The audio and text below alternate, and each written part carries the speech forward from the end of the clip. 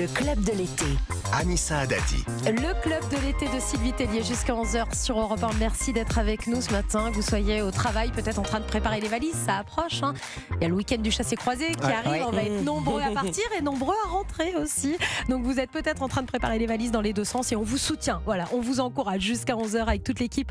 Clément Lanoux, Julien Pichenet, Héloïse Goua et bien sûr Sylvie Tellier. Alors Sylvie, on va vous diffuser des sons qui vont vous rappeler des moments de votre parcours, évidemment. Okay. Bon, le premier, on ne pouvait pas faire la passe. Merci, là.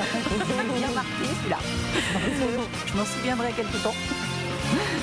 C'était le 8 décembre 2001. Les Français vous choisissent et vous élisent Miss France 2002. Vous aviez déjà tenté l'aventure. Vous êtes élue Miss Lyon. Vous vous présentez comme Miss Lyon, mais vous aviez déjà tenté l'aventure une première fois. Alors, on ne peut se présenter qu'une fois à Miss France, mais oui, j'avais déjà tenté l'aventure régionale. Je m'étais présentée, puisque je suis vendéenne. Voilà. Je m'étais présentée à Miss Pays de la Loire en 97, parce que j'avais été Miss Vendée. Mais je suis arrivée seconde, ils n'ont pas voulu de moi. Parce qu'il y a énormément de très très belles femmes et brillantes en Vendée et c'était plus facile à Lyon. Le choix est difficile, bien sûr. Vous l'avez fait pour qui, pourquoi ce parcours Miss France? C'est hyper difficile de répondre à cette question. Pour qui, pourquoi parce qu'à l'époque, je vais raconter toute ma vie, mais j'avais un petit ami, donc la mère était fan des concours de Miss et qui me dit: regarde, il y a l'élection de Miss Vendée, pourquoi tu te présenterais pas? On se lève pas un matin en disant: tiens, ouais, si j'étais Miss. Ça fait pas partie. Non, mais ça aurait pu faire partie de votre enfance. Pas du tout. Alors, j'ai une maman qui est coquette. On est 3 filles à la maison et je regardais l'élection de Miss France chaque année, mais on regarde pas l'élection de Miss France en disant et si j'y allais. Non, c'est un jour on m'a dit: bah écoute, t'aurais peut-être les critères, vas-y, t'as rien à perdre. Et comme je suis d'un tempérament à ne pas avoir peur de grand chose, je me suis dit: au pire, j'y vais, je gagne pas, c'est pas grave quoi. Et vous avez 23 ans quand vous êtes. Alors la première fois que je me présente en Vendée, j'ai 18 ans et à Lyon, j'ai 22 ans. Parce que je viens de terminer les études de droit, là je suis un peu plus en confiance et je me dis que j'ai encore un peu moins peur de rien. Donc, voilà. Et peut-être que quand on y va en ayant moins peur et en n'imaginant pas un futur, c'est peut-être comme ça aussi qu'on est le plus détendu. Parce qu'effectivement, quand on fait quelque chose sans être en mode je vais gagner, j'ai le stress et qu'on y va un peu à la cool et qu'on se dit bah de toute façon ça va être un bon moment, j'en profite. Moi à la base, je me souviens quand j'ai été l'émission, je me suis dit bah chouette, je vais aller rencontrer Jean-Pierre Foucault et porter une belle robe à la télé. En fait c'était ça se résumait à ça pour moi, participer à Miss France. Et pour autant c'est le tournant de votre vie. Et pour autant, c'est le tournant de ma vie. J'ai collé au basque de Jean-Pierre pendant 20 ans. Je l'embrasse.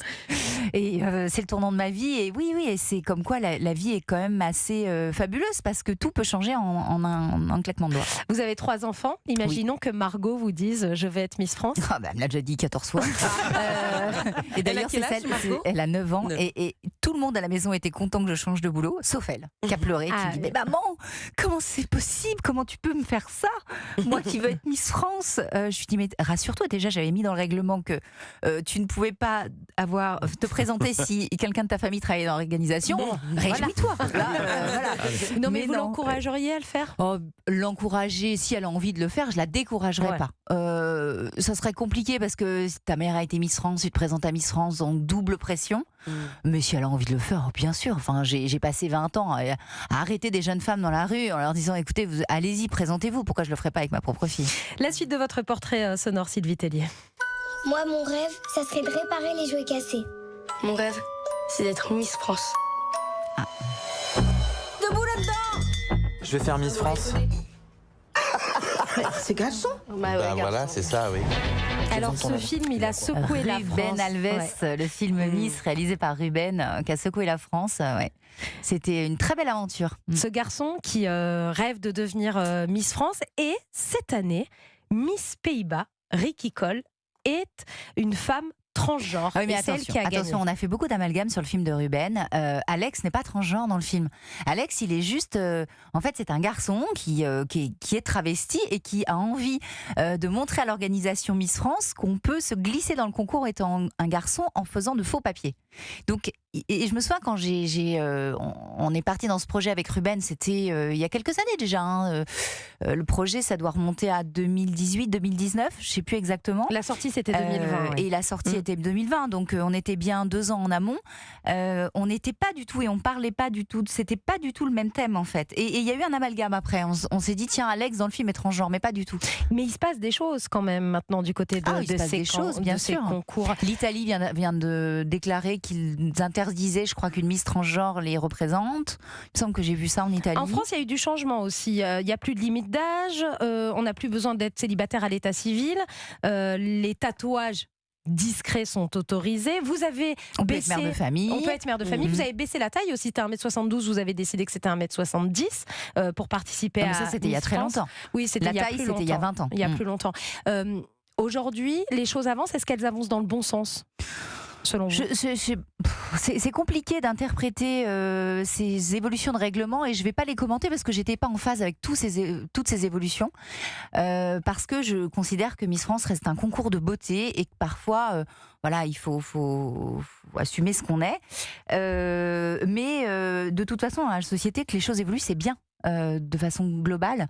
Après, moi, je suis partie de la société Miss France, donc j'ai plus envie en fait de parler de tout ça parce que voilà, ça, pour moi, ça représente un peu le passé. Et ce qui est fait demain dans le cadre du concours Miss France regarde Alexia Laroche-Joubert et ne me regarde plus. Et je me souviens quand Geneviève de Fontenay est partie, pendant très longtemps, elle a continué à commenter, critiquer. Et j'ai pas envie en fait, j'ai envie de les laisser tranquilles et de les laisser poursuivre leur chemin avec leurs décisions. Sylvie Tellier, l'invitée du Club de l'été. Dans un instant, notre invité média, le présentateur du 20h de TF1. Il vous donne rendez-vous tous les soirs de l'été du lundi au jeudi pour vous informer sur la première chaîne. C'est dans un instant. À tout de suite sur Europe 1.